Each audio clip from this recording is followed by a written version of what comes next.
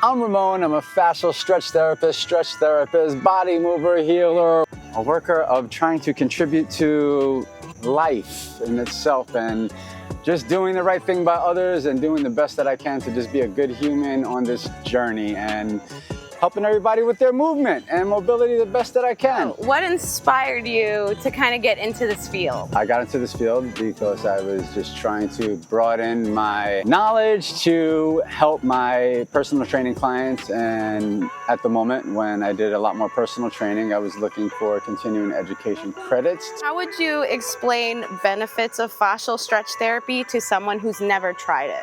So to someone who's never tried fascial stretch therapy, it's a non-aggressive modality that helps focus on your connective tissue, where it creates more space in the joints. Fascial stretch therapy is a super gentle modality to help you move better and feel better, so we can continue on this amazing journey of life as we marinate and we continue to marinate.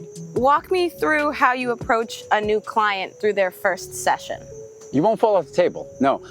Pretty much when I meet a new client, I'm very verbal with them, and I express to them to please, as we're moving through the session, let me know how you're feeling. There's no sudden movements where I'm gonna try to surprise you and move you in a certain way. So just relax, be open, be verbal. It's not anything where you should feel any type of pain or discomfort. What's one success story or moment you're most proud of? I feel like each client that I see has a different impact on me and takeaway at the end of the day in success. I hear different feedback from so many people. It's very humbling, it's mind-blowing. I'm not the only person in the world that could stretch somebody and move somebody. I believe everybody should try to stretch on their own.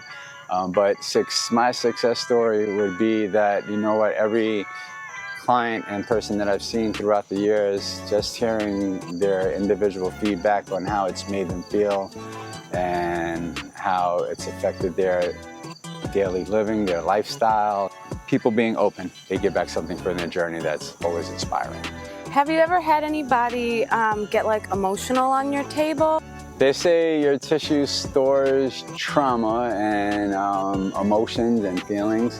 Have people in the midst of sessions where they're talking, or they might be laying there, and then just sometimes people cry. Sometimes I've had somebody cry because they were experiencing back pain for so long that at the end of the appointment, they're moving around like, I don't feel it. And they just got emotional and they're like crying, and I'm happy that I could be of help. So people do get emotional, and they do, things do come out when movement is happening, I would say. How do you adjust your techniques for people with injuries or limited mobility?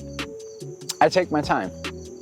And I communicate a lot. I'm very verbal with everyone. I don't know how you feel as I'm moving you, even if I feel like, all right, I can feel this is tight, but I don't know what it's feeling like inside of you, and I don't want to irritate anything. So I try to take my time with everybody with different movements, and some movements I can't do on everybody, and I have to gradually ease my way into. How do you continue learning or staying sharp in this field?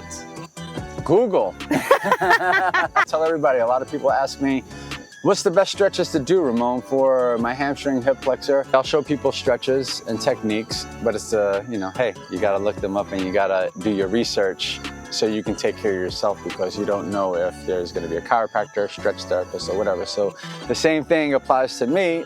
If someone comes to me with something that I've never really worked with or experienced or moved anybody around, check your doctor, make sure you're clear that we can do this right now, because you could have different things going on, and stretching can kind of cause an adverse effect and make things worse on some people. I kind of study regularly. I have this app that's called Essential Anatomy that I kind of brush up on, every day. It kind of gives a breakdown of the body. So there's so many tools out there apart from just an app, where you can kind of keep your mind fresh on the body and the anatomy in a nutshell, because there's so many aspects of the body that come into play. Collaborate with other therapists, doctors, people in the health field. I believe we can learn from everybody in this world, and I don't know it all. That's my best advice. Keep on going.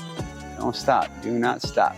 Look, as long as you can see daylight, it sounds great. I mean, you're gonna have your days, you're gonna have your moments regardless, but as long as you have the air to breathe, you just have the ability to do. You gotta do the best you can to keep pushing through it, because we're not alone and we all go through some shit. Everything else is just more learning how to put perception on things in life and the situation, and control your thermostat the best that you can. Thank you so much. You're welcome. Where can the people find you? RHODES, Roads to Recovery, on Instagram. I don't have a website anymore. I am pretty much more referral based and word of mouth. And if you happen to catch me just kind of pop up somewhere and say, hey, you want a free stretch? Maybe you could take it if you want, just for content. And help you guys out. I will do my best to. Thank you.